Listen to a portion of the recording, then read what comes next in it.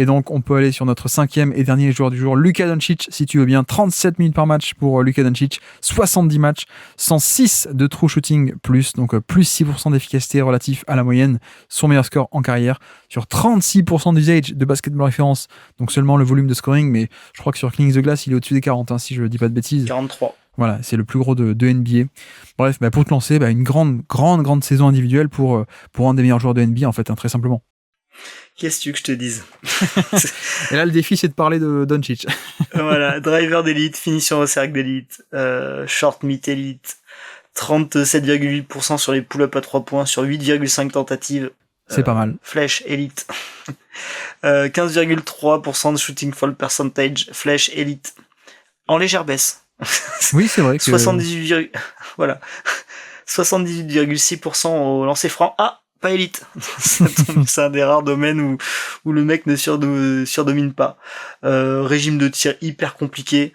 Il est en autocréation énormément, même s'il a un tout petit peu plus assisté que la saison dernière qui était vraiment énorme.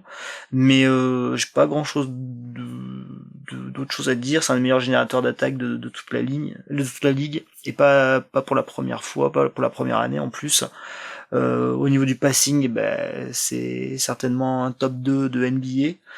Je vois pas ce qu'il sait pas bien faire en fait. En termes offensifs, je vois pas là où il est nul. Peut-être que parfois on peut lui reprocher de tomber un peu trop amoureux de son pull-up à 3 points, mais quand je regarde après sur des très gros volumes, c'est exceptionnel. Donc j'ai pas grand chose d'hyper intéressant à dire en fait. Je trouve pas que son défaut c'est de pas gagner les titres, peut-être. C'est pas ça son défaut. C'est pas vraiment un winner. Ouais, ça, pour gagner en Europe, il y a du monde, mais très clairement, on a vu les limites du joueur. Non, clairement. Non, mais blague à part, ce qui est toujours intéressant, c'est que de voir que, en fait, pour moi, il a pas bougé individuellement par rapport à l'an passé, par exemple, mais il y a un peu ce truc de le succès collectif, il y a un peu validé ça. Et donc, tu vois, c'est marrant parce que quand on fait chaque année ce top 100, t'as des joueurs qui, en fait, par rapport à leur niveau individuel, la perception peut être différente selon leur équipe a été bonne ou pas, quoi. Clairement, Doncic aurait pas été vu aussi bien que cette année, mais parce qu'il y a le succès un peu collectivement. Alors que l'an dernier, on disait ouais, mais c'est un soliste, ok, il fait ses chiffres, mais c'est un soliste. Alors que là, c'est un monstre, il amène son équipe en finale. Bref, c'est un peu une question de narratif, alors que pour le coup, je trouve pas qu'il y ait de progrès énorme par rapport à l'an passé. On a vraiment le même joueur, quasiment le même joueur déjà. Enfin, parce qu'en fait, l'an dernier, on était déjà élite. Mais oui, c'est en plus de ça, donc je parlais un peu du succès collectif en fin de saison. Il a aussi un style de jeu qui est parfait pour les playoffs. Paradoxalement, contrairement à ce que beaucoup de monde pense, parce que le fameux James Harden, le mismatch, ça marche pas, mais en fait si, c'est pas parce que James Harden n'a pas gagné de titre que ça marchait pas. C'est les playoffs, c'est vraiment on va chercher le mismatch, on crée le switch ou le mismatch, on va le cibler, on l'attaque, et ça on a vu que c'était redoutable en fait. On a cet aspect complètement dingue de il peut cibler tout le monde et il peut les punir, soit en allant au panier contre des plus petits, soit en faisant danser sur des pull-ups à 3 points. Donc c'est un espèce de mismatch killer qui d'ailleurs plus que la moyenne, parce que il peut même te tuer des mecs comme Anthony Edwards, comme Jaden McDaniels, qui, parce que ok, t'es bon, t'es élite, t'es même l'élite de l'élite, mais t'es pas assez costaud, donc merci, au revoir, quoi. je te passe à travers, comme on a vu, il aura roulé dessus. Et puis ouais, comme tu dis, si on rentre un peu dans le détail, le meilleur driver de NBA, assez nettement. Alors pour le coup, premier aussi en termes d'efficacité, je veux dire, 1,37 points par tir en fin de drive, premier de NBA, sur un volume qui est assez énorme de 18 par match. Il fait un peu moins qu'avant parce qu'il y a aussi Irving, alors qu'avant il était un peu tout seul, donc le volume a un peu baissé, mais ça reste un volume de mammouth. Et puis en plus, il faut rajouter le passing aussi, sur cette efficacité en drive. Tu vois, c'est pour moi ça qui démarque un peu de quelques autres drivers un peu monstrueux, genre SGA, genre Giannis ou des mecs comme ça, c'est qu'il y a un passing encore plus haut niveau, plus cet aspect de puissance aussi, ou dans le style, en fait, il est le style de jeu, je veux dire, pas le style l'interception. Dans le style de jeu, il est très très lent, très en contrôle, toujours sous contrôle, ce qui fait que en fait, il est lent et puissant, donc tu peux pas le perturber, quoi. Il avance, il va sur ses spots et puis il marque. Donc meilleur driver de NBA, meilleur passeur aussi, peut-être on peut combiner avec ça, ou comme tu dis top 2 avec Jokic. Oui, top 2, moi j'ai dit, mais avec Jokic. Oui, c'est plutôt deuxième que premier, peut-être, sans doute, mais bon, c'est quand même pas mal d'être top 2 dans ces deux catégories, pour le coup. Et tu vois, pour te répondre, peut-être la faiblesse qu'il aurait dans son profil, c'est sans doute le manque de flexibilité de son profil, le manque de polyvalence et cet aspect de il peut pas jouer off-ball tant que ça. Il a pas beaucoup de synergie en tant que joueur off-ball, de finition off-ball, même en spacing. Il peut prendre des catch and shoot, mais c'est pas ce qu'il aime faire, etc., etc. Donc mine de rien, oui, on a quand même certaines limites il a un profil qui est assez rigide dans son style de jeu. C'est pick and roll, son style de jeu, c'est la Luka Doncic offense. On est d'accord, c'est assez rigide. Mais en même temps, il est tellement fort dans ce style de jeu-là que presque cet aspect de j'ai pas de plan B, on le voit pas tant que ça, quoi, au final. Je pense que les meilleurs joueurs de la planète, on peut accepter le fait qu'ils aient une certaine rigidité. Je pense que Jokic, pour le maximiser, t'as été obligé de mettre quand même certains profils à côté pour notamment la défense et tout. Ils en sont plutôt pas mal accommodés. Ça me dérange pas vraiment. Même si des fois, moi notamment par rapport au final NBA, si on pouvait rééquilibrer un tout petit peu, qu'il ait un tout petit peu moins de munitions, que Irving s'occupe un tout petit peu plus du jeu, de manière à ce qu'il a un petit peu plus d'énergie pour la défense, tu vois, si tu veux, mais c'est un léger rééquilibrage entre guillemets. Pourquoi pas mais qu'est-ce que tu vas aller reprocher à un mec qui génère autant de points soir après soir? En plus, il y a eu beaucoup de minutes cette année. Enfin, je veux dire, il a enquillé peut-être la plus grosse saison de sa carrière et d'assez loin finalement, en fait, même en termes de volume global, parce qu'ils vont quasiment au bout, quoi, au final, en sortant des énormes adversaires en play-off. Comme tu disais, je pense que c'est certainement le joueur à l'heure actuelle qui se transpose le mieux en play-off, et dès sa première série, en fait, il était comme ça, en fait. Oui, il a failli battre les grands Clippers. C'est vraiment une ode à la technique en plus, ce mec. Oui, je suis d'accord. Tu vois, même en plus là-dessus, c'est que la défense, tu parlais de ça, je l'ai pas trouvé si scandaleux que ça en défense, pour le coup, sur ces playoffs-là notamment. Mais il y a le fait qu'il soit grand quand même, en fait. Il y a le fait qu'il soit grand quand même. Mais en fait, après, ça va être des moments où le mec il peut plus juste. Enfin, c'est peut-être un des joueurs qui, de par sa charge, son physique, on le voit très humain dans certaines périodes au niveau de la fatigue, en fait. C'est vrai qu'il y a certains joueurs, des fois, tu te dis, mais ils sont jamais fait. En plus, on a eu LeBron pendant 15 ans et t'avais cette sensation que le mec était toujours de la première à la dernière minute à fond. Avec Luka, on a quand même on voit des limites en termes de ce qu'il peut produire sur une somme d'effort total, en fait, tout simplement.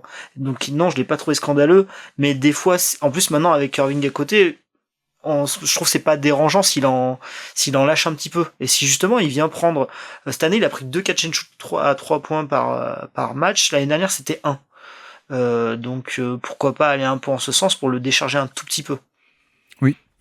Mais d'un autre côté, ce que va créer Irving sera tellement moins performant et efficace que c'est un compromis. C'est pas le même style.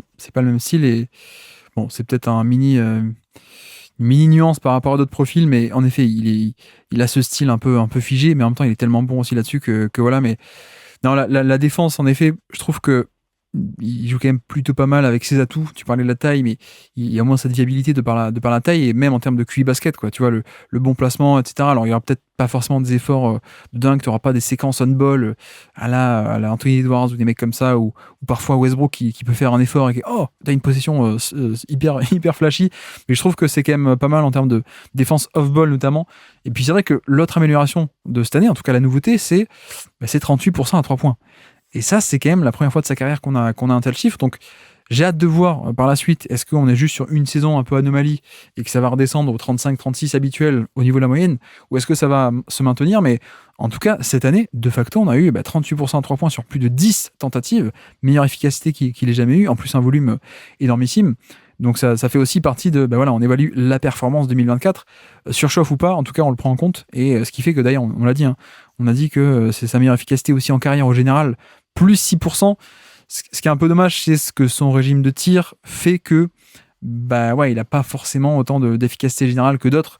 Tu vois, il a plus 6, on sait que Giannis, il va taper plus 10, plus 15, Curry plus 15, plus 20, Jokic aussi, ou des mecs comme ça. Bon, ça se fait aussi, c'est le penchant aussi d'avoir un régime de tir à ce point compliqué, c'est que il y a aussi un certain plafond, même si tu regardes zone par zone, il est excellent partout, quoi. Donc ça fait aussi partie du jeu, quoi, pour le coup, avec 76% au cercle avec 0 dunk, c'est pas mal. C'est pas mal. C'est pas mal du tout, ce fun fact. Mais ok, et alors dans le classement, où est-ce qu'on le met? Pour moi, il est premier, je pense. Premier? Ouais, je pense. Je pense qu'il génère. Enfin, ouais, je le vois tellement générer beaucoup de choses offensivement. En fait, je vois pas beaucoup d'équivalence en NBA à l'heure actuelle, offensivement. Alors après, le problème avec Giannis, c'est que tu vas avoir tout le côté défensif aussi. Mais non, en fait, ce qu'il y a son scoring ok, mais tout ce qu'il génère à côté, je trouve, est une qualité folle, quoi, en fait. J'avoue que j'étais plutôt deuxième, moi. J'étais plutôt deuxième dans le duel avec Giannis, pour justement cet aspect défensif assez transcendant. Et puis, là encore, effectivement, c'est pas le même degré de création pure, mais Giannis est aussi à ce point incroyable en termes d'efficacité, de menace aussi. Et voilà, je sais pas. Donc, toi, tu serais plutôt Doncic devant. Ouais, mais après c'est très personnel en fait finalement. Après, moi qui aime bien les gros défenseurs, c'est vrai que de ce point de vue, Giannis, ça lui fait énormément de points entre guillemets d'avance. Bah, c'est ça, et puis c'est pas que de la défense, la Patrick Beverley, quoi. Tu vois, c'est aussi Non, une non, défense non, intérieure qui a pas mal de points. Et comment dire, je pense je pense que Doncic est le meilleur attaquant des deux. Ça, on est d'accord là-dessus. Hein. Je pense qu'on est d'accord. oui, complètement. Là, je pense, enfin, assez Ouais. nettement. Tu vois, par exemple, justement, on parlait de playoff. Là, peut-être qu'en saison régulière, on peut discuter. Je pense qu'en playoff, on discute plus. Voilà. Oui, ouais, c'est vrai que bon, après, il a été blessé, Giannis, mais oui, je te rejoins sur cet aspect de ça se transpose pas pareil. Mais non, ce que je voulais dire, c'est surtout que Doncic est meilleur en attaque que Giannis. Ça, je pense qu'on est d'accord. Et après, pour moi, ce surplus de à quel point Doncic est meilleur en attaque, c'est plus faible de à quel point est-ce que la valeur ajoutée en défense de Giannis est plus grande que Doncic.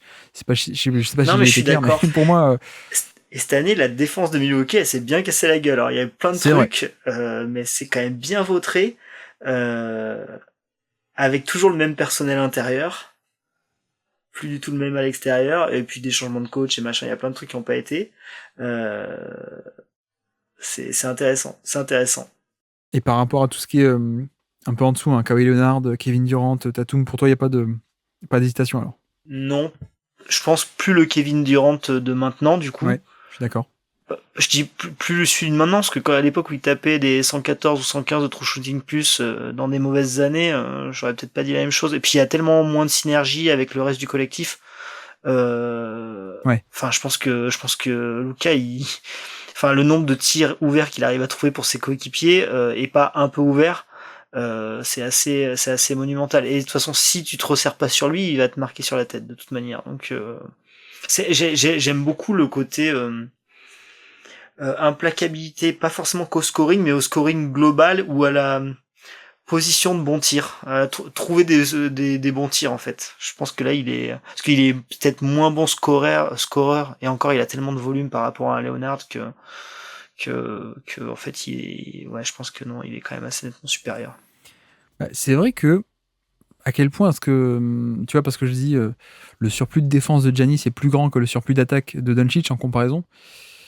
À quel point est-ce que je sous-estime pas aussi en un sens cet aspect de bah ouais, en fait il y a quand même un gap assez énorme, et en effet comme tu dis, Giannis c'est sympa en termes de scoring, le côté Shaquille O'Neal des temps modernes, etc., etc., on connaît un peu le refrain, mais cet aspect de bah ouais, une attaque autour de Doncic, ça carbure, et ça peut carburer à très haut niveau, et ça peut très bien marcher, alors que bon, Giannis c'est un peu injuste pour lui aujourd'hui, mais on sait qu'une attaque autour de Giannis ça marche peut-être pas autant, donc peut-être je sous-estime cet aspect-là de à quel point l'un est fonctionnel et beaucoup plus que l'autre. Je veux dire, je sais pas si tu vois ce que j'essaye d'exprimer, Ah mais ben complètement. Ouais. peut-être que je sous-estime cet aspect-là, et c'est vrai que de l'autre côté, tu vois, Dallas ils sont où? Ils sont 8e, top 8 attaque de NBA.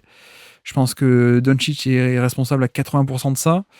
De l'autre côté, Milwaukee, ils sont combien en termes de défense? Ils n'ont pas fait une bonne année du tout. Hein. C'est quand même dingue de voir que Dallas et Milwaukee sur la saison, ils ont la même défense. Ouais, et la même attaque d'ailleurs. Ils sont pas loin non plus. Et comment dire la fin de saison de Dallas est assez marquante, notamment défensivement. Il y a peut-être un biais de récence aussi, des playoffs et tout, qui est assez dingue, qui est assez dingue. Non, mais tu vois, ce que je veux dire, c'est que Dallas 8e en attaque, Milwaukee 6e.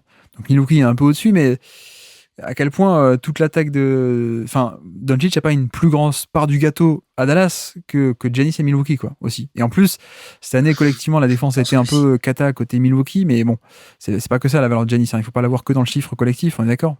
Mais non, mais effectivement, j'en viens à douter. Je pense. Je suis en train de regarder Giannis parce que moi du coup j'ai pas.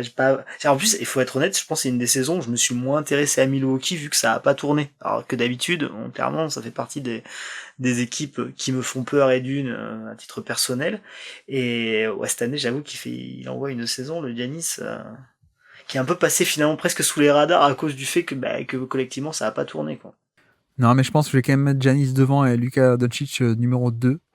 Mais tu vois, plus on parle, plus je me dis, ouais, en fait, l'écart est sans doute plus petit que ce que je pensais, pour le coup. Et si ça se trouve, je vais me réveiller demain et on va faire un épisode de la syllabe et je vais rechanger, mais en effet, en effet. Mais on est d'accord que, oui, il est devant tout ce qui est Léonard, Durant et Tatum. Alors, il y a pas de, là-dessus, il n'y a pas trop de soucis, mais Oui. mettons-le là. J'ai aucun problème avec ça. Mettons-le là. Alors, et donc, petit quiz pour terminer, petit trivia. Nous sommes le 28 octobre 2023, tout début de saison. Je pense que tu vas te souvenir de cette action. C'est l'espèce de hookshot à 3 points en tombant sur les lignes de touche contre les Brooklyn Nets. Tu te rappelles de ce buzzer beater hookshot à 3 points qui était n'importe quoi. Est-ce que tu es capable, qui est sur le terrain, de me citer des joueurs sur le terrain au moment de cette action plus que marquante, un légendaire? Irving, oui, sur le terrain. Lively. Lively n'est pas sur le terrain, non. Ça peut être Powell? Non, pas sur le terrain. On est plutôt intérieur qui shoot pour le coup, parce qu'on dernière possession, il fallait un shoot. Oui, et je l'ai plus. Qui a pas mis un tir en finale. Oui, il s'appelle pas Mini, il s'appelle Maxi Kleber. Exactement. Qui on pouvait avoir Derek Jones Jr. Il jouait peut-être pas trop au début. Non, on avait un fils de crossover. Oui, Junior. Hardaway Junior, ok. Exactement, Tim Hardaway Jr. Et puis il manque un 5e qui était un joueur un peu vert. C'est Josh Green. Exactement, dans tous les sens du terme, hein, il est encore un peu tendre. Josh Green, tout à fait. Et côté Brooklyn, alors, c'est là qu'on va s'amuser. Côté Brooklyn, qui est sur le terrain? Nous sommes le 28 octobre. Michael Bridges. Michael est là, oui, tout à fait. Claxton. Non, pas sur le terrain. Dorian Finney-Smith. Oui. Deron Sharp. Deron Sharp n'est pas sur le terrain. On est en full small ball. L'ancien du Jazz. Ah non, il était déjà au Suns. Il est parti à l'Intersaison. O'Neal. Exactement, Royce O'Neal est sur le terrain, oui, tout à fait. Cam Thomas pour défendre, peut-être pas. Eh ben si, il était sur le terrain, Cam Thomas. Wow. J'en suis à combien, 4? Et donc ça te fait 4, je crois, il t'en manque un dernier. Qui aime bien Dallas d'ailleurs. Qui est revenu à Dallas. Dennis Smith Jr. Non, qui était là du run en 2022, qui a été échangé et qui là vient de re-signer à Dallas. Oui, qui a été échangé avec Dorian Finney-Smith, du coup. Oui, tout à fait. Je l'ai plus. Spencer Dinwiddie, ok. Et en plus, il est revenu, d'accord. Spencer Dinwiddie, en effet. Ah oui, il y sera l'année prochaine. Oui, tout à fait. Il sera là pour mettre quelques tirs et puis ensuite redevenir normal, puisque c'est un peu le cycle Dinwiddie, c'est je vais à Dallas, je fais 20 bons matchs en étant hyper efficace au shotmaking et puis ça redevient comme avant.